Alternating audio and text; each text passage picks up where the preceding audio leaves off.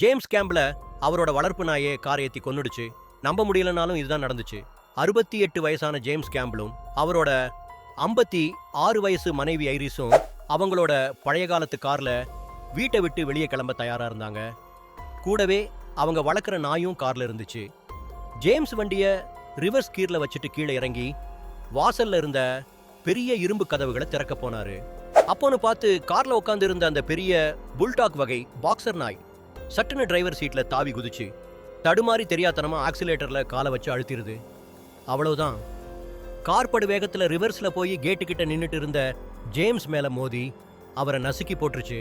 அவரோட மனைவி ஐரிஸ் வேக வேகமா கீழே இறங்கி போய் பார்க்கும்போது ஜேம்ஸ் கேம்பில் இறந்து கிடந்தாரு.